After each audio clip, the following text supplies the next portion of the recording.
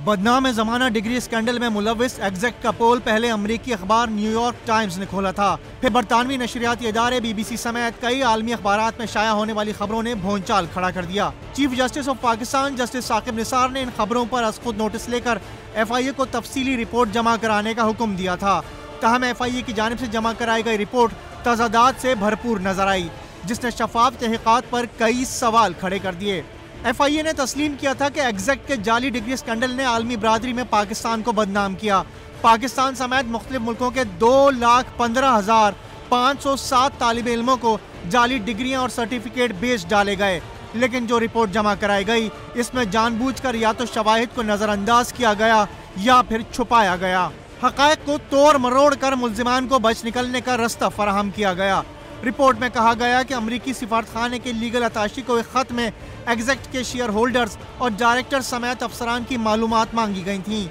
लेकिन अमरीकी हुकूमत की जानिब से खत का कोई जवाब नहीं आया। हकीकत यह है कि अमरीकी सिफारतखाने के लीगल अताशी की जानिब से 8 फरवरी 2016 को लिखे गए खत में एग्जैक्ट से मुंसलिक कंपनीज और तमाम सवालों के तफसील से जवाब दिए गए थे। FIA की जानिब से ये भी कहा गया कि जाली डिग्रियों की तस्दीक के लिए 4000 तालिब इल्मों से ईमेल के जरिए राब्ता किया गया और उनमें से सिर्फ 7 लोगों ने जवाब दिया और एक का भी जवाब ऐसा नहीं था जो जाली डिग्रियों की तस्दीक कर सके। लेकिन रिपोर्ट में शामिल ये नुक्ता उस हकीकत की नफी करता है जिसमें खुद FIA ने तस्लीम किया था कि उसकी मालूमात तहकीकात के दौरान एग्जैक्ट की इमारत से मिलने वाली ऑडियो रिकॉर्डिंग्स पर मुश्तमिल हैं। लेकिन FIA ने बैरून मुल्क एग्जैक्ट के झांसे में आने वालों से जाती तौर पर मालूमात हासिल करना भी जरूरी नहीं समझा। FIA ने अपनी रिपोर्ट में कहा कि एग्जैक्ट टैक्स दहंदा है और इसका तमाम कारोबार कवायद और जवाबित के दायरे कार में आता है, लेकिन हैरान कुन तौर पर इस रिपोर्ट में FBR की जून 2014 की रिपोर्ट का तस्करा नहीं,